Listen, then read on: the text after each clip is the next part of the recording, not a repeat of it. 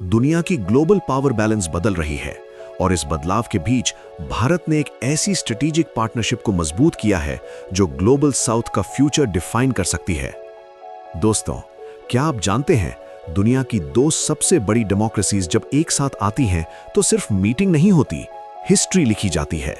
Global politics और economic partnerships की दुनिया में एक बहुत ही इंपॉर्टेंट और पावरफुल मोमेंट देखने को मिला जब भारत के प्राइम मिनिस्टर नरेंद्र मोदी और ब्राजील के प्रेसिडेंट लुइस इनासियो लूला डा सिल्वा न्यू दिल्ली में मिले।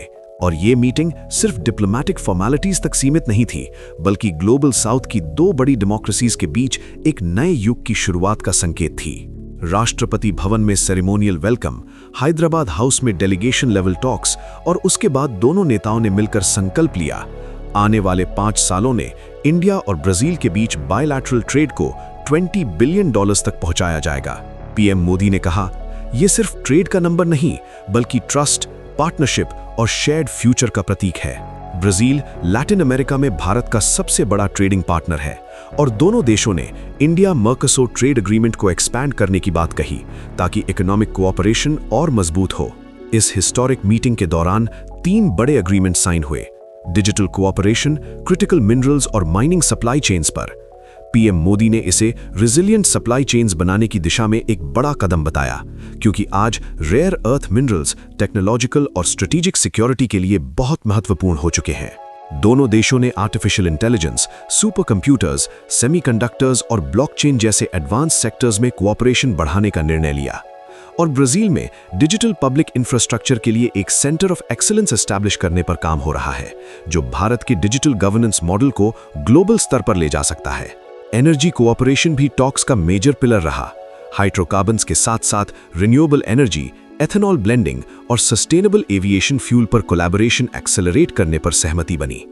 पीएम मोदी ने ब्राजील के ग्लोबल बायोफ्यूल अलायंस में पार्टिसिपेशन का स्वागत करते हुए कहा, यह दोनों देशों की ग्रीन फ्यूचर के प्रति शेयर्ड कमिटमेंट को दर्शाता है। प्रेसिडेंट लूला ने भारत को एक डिजिटल सुपर पावर बताया और कहा कि यह पार्टनरशिप एक डिजिटल सुपर पावर और रिन्यूएबल एनर्जी सुपर पावर के बीच की पार्टनरशिप है।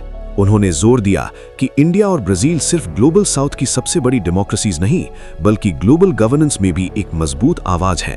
यूएन, WTO और G20 जैसे प्लेटफॉर्म्स पर दोनों देश विकासशील दुनिया की आवाज को मजबूती देते हैं। प्रेसिडेंट लूला का ये भारत का 6ठा दौरा है, जो दोनों नेताओं के बीच गहरी मित्रता और भरोसे को दर्शाता है। उनके साथ आए ब्राजीलियन बिजनेस लीडर्स का डेलीगेशन कमर्शियल पार्टनरशिप्स को ग्राउंड लेवल पर एक्सपैंड करने का संकेत है। राजघाट पर महात्मा गांधी को श्रद्धांजलि देने से लेकर बिजनेस फोरम तक इस विजिट ने कल्चरल रिस्पेक्ट और इकोनॉमिक एम्बिशन दोनों को एक साथ जोड़ा। ये विजिट पीएम मोदी की जुलाई 2025 की ब्राजील यात्रा के बाद आ रही है, जो पिछले 50 सालों में किसी भारतीय प्रधानमंत्री की पहली ब्राजील विजिट थी। और तब से दोनों देशों के रिश्ते नए मोमेंटम के साथ आगे बढ़ रहे हैं।